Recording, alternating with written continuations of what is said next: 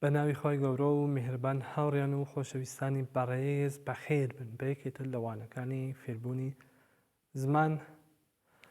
هەندێک کەس زۆر پێیان خۆشە زمانێک فێر بن، زۆر پێیان خۆشە ئینگلیزی بزانن، عەرەبی بزانن، فارسی بزانن یا هەر زمانێکی تر، وەلی هەن لە ماڵەوە یا هەن لەسەر کارەوە ئیشێ شتێکیان هەیە کاتیان نییە وەلی پێیان خۆشە فێر بن. یا هەندێک کەسیش پارەی ئەوەیانە نییە کە پارەیەک بدەن بە مامۆستایك، پارەیەک بدەن بە سەیارەک بچن بۆ ئەو شوێنە، زۆریش کات دەگرێ. ئایا دەتوانین لە ماڵەوە بەبێ مامۆستا ئەو زمانە فێر بین؟ ئەرێ وەڵا، بچین ناتوانی. ئەگەر گەلێکتە بزانی دێ حتمەن لە سەرەتاوە سابسکرایبی ئەم کاناڵمانە بکەن. ئێمە حەوتانە کلیپی زۆر جوانتان بۆ دائەنین. ئەگەر گەلێکتە زمانی ئینگلیزی فێر بیت، عەرەبی فێر بیت، فارسی فێر بیت، لەم کاناڵەوە دەتوانیت بەو کۆرتە چیرۆکانە کە دامانیاوە و هەندێک کلیپمان دانیاوە وەکو کاک محەممەدی کە توانی 18 زمان فێر بێت لە 6 ساڵە. تەمەنی چەندێک؟ 18 ساڵ. باوەڕ دەکەی؟ ئەوە لەسەرەوە کلیپەکەم دانیاوە بوتان. یا کوردوینەر کە 23 زمان قسە دەکا بەبێ ئەوەی کە چی بۆ لای مامۆستای شتێ فێر بێ، خۆی فێر بووە. باوەڕ دەکەی؟ لەسەرەوە ئەوە کلیپەکەی دادەنم بۆتان، حتمەن سەیری بکەن. دێ باشە. پرسیارەکەەوە بوو کە ئێمە هاین لە ماڵەوە یان لەسەری کارەوە ئایا دەتوانین ئەو زمانە کە پێمان خۆشە فێر بین؟ ئەرەوەڵە. ئەوانە کە دەچن بۆ لای مامۆستایك شتێک فێر دەبن، ئەمە زۆر مبارەکە. کاتی بۆ تەرخان دەکەن. دێ تۆش کاتی بۆ تەرخان کە لە ماڵەوە هایتە سەری کارەوە کاتی بۆ تەرخان کە.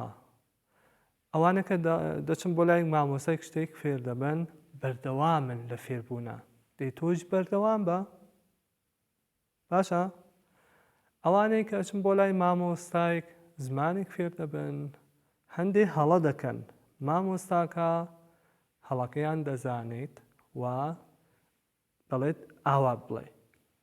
دێ تۆش دەتوانی دەنگی خۆت تەسجیل بکە، قسە بکە بەو زمانە لە سایتی Free for Talk لەگەڵ هەر کەسێک کە پێت خۆشە لە ئامریکا، بەنگلادێش، ئەندۆنێزی، عێراق، ئێران، هەر وڵاتی کە پێت خۆشە ئەو زمانە کە حەزەکەی لەگەڵیانە قسە بکە.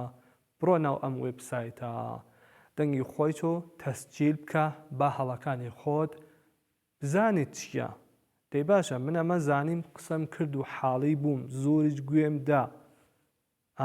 خۆی گەورە دوودانی گوێدا زۆر گوێ بدا. دەی باشە، بەڵام ناتوانم ئەو مەتنانە ئەو نەسانە بخوێنمەوە. دەی باشە چی بکەم؟